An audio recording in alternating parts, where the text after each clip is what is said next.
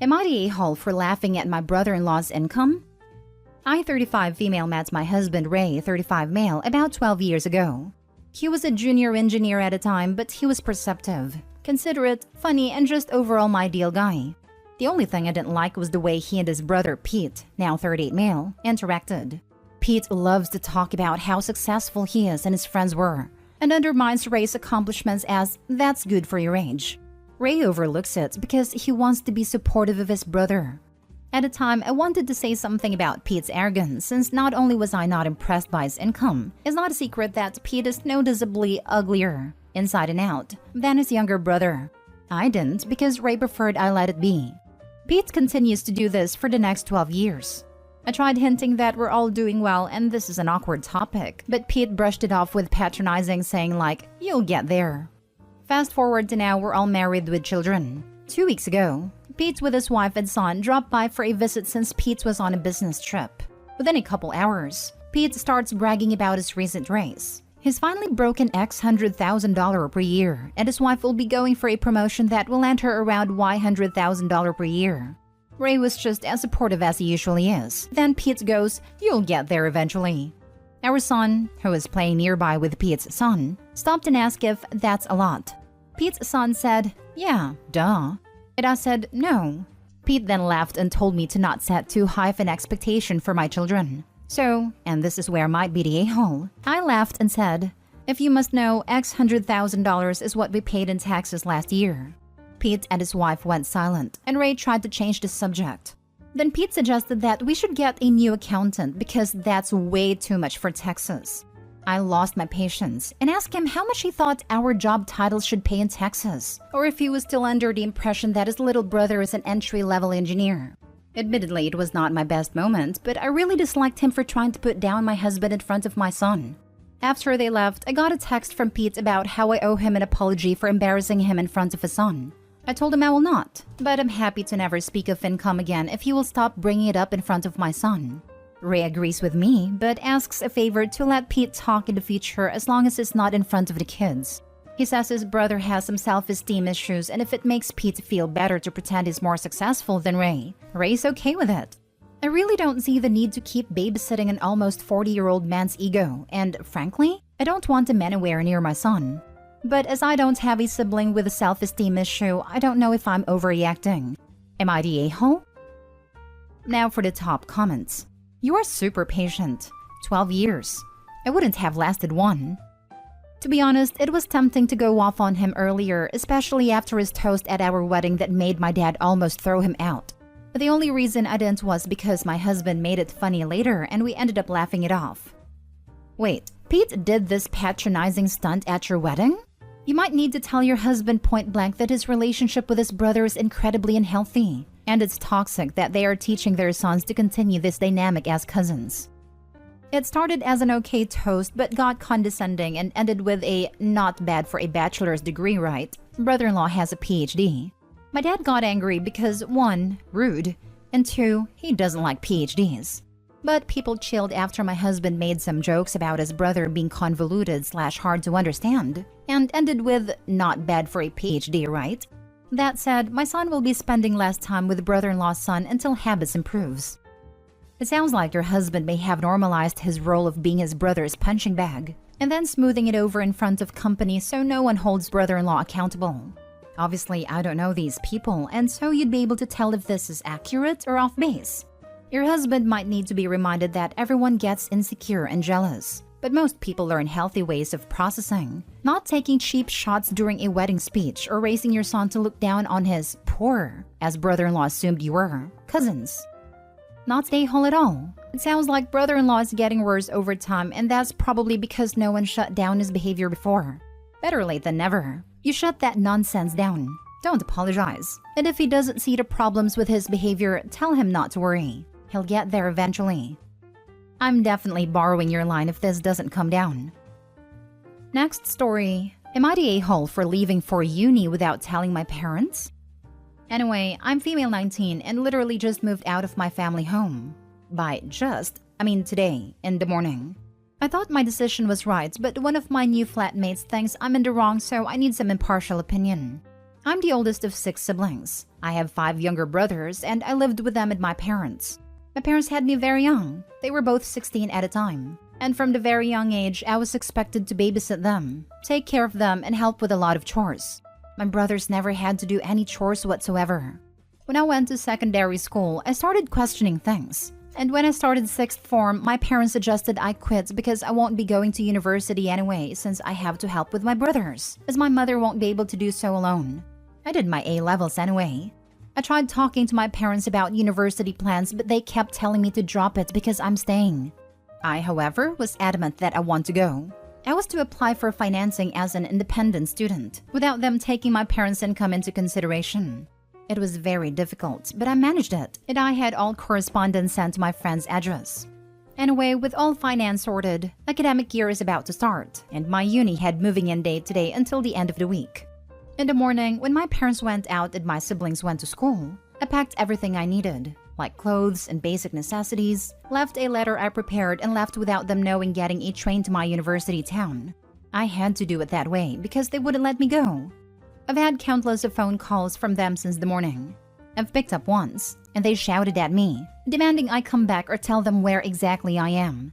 I didn't give them my address. I didn't pick up other phone calls, and I thought I was right about this. But when I told my flatmates, one of them called me an a-hole and that my parents are probably worried sick, and I should give them my address at the very least. Now I don't know. Am I the a-hole for leaving so suddenly? You're never the a-hole for escaping abuse. Your flatmate is young and maybe hasn't experienced the type of background you just came from. I wouldn't take their comments to heart. If you had told them in advance, they absolutely would have stopped you and messed up your education. If you give them your address, you can bet everything you have that they'll show up at your door to drag you back. I hope you thrive and have a wonderful time at uni. I'm not sure if anyone has told you this yet, but I'm proud of you.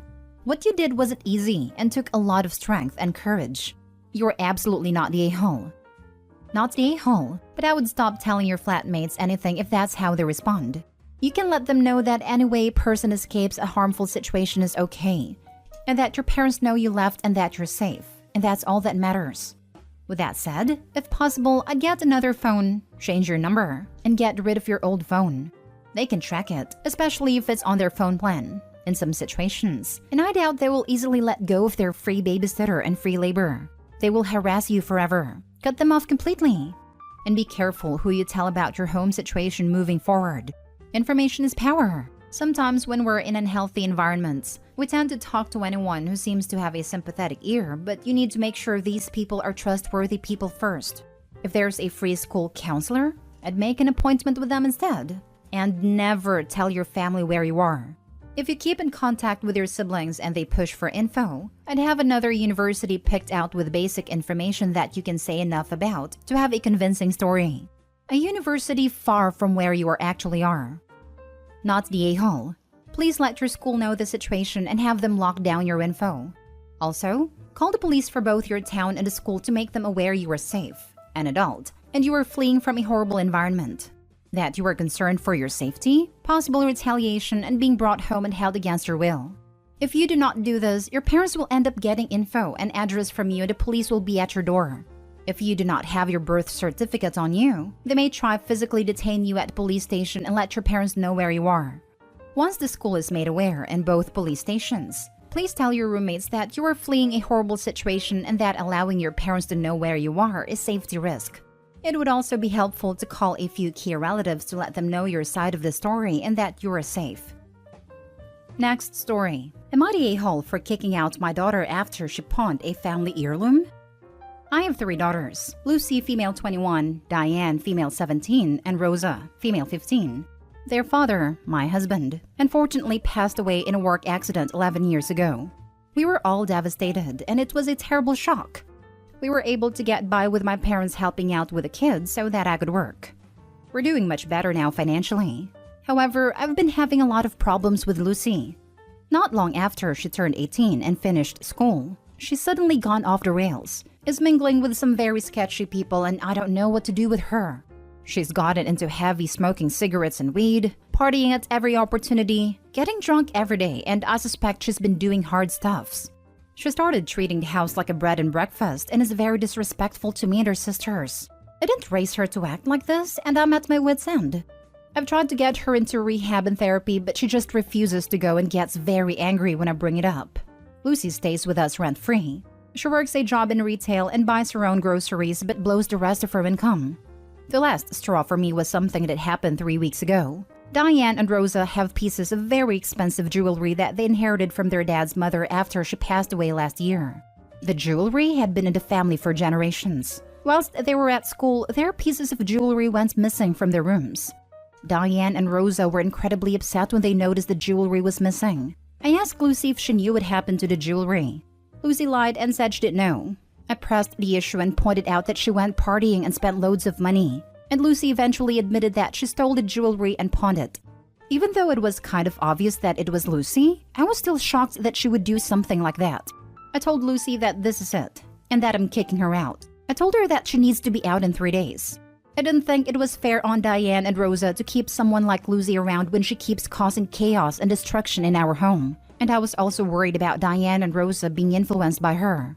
Lucy left the next day and went to go stay with my parents, who were saying I'm a horrible mother for kicking Lucy out and that I'm clearly playing favorites. Am I the a-hole? Now for the top comments. If they are heirlooms gifted to your daughters, you need to report the jewelry as stolen.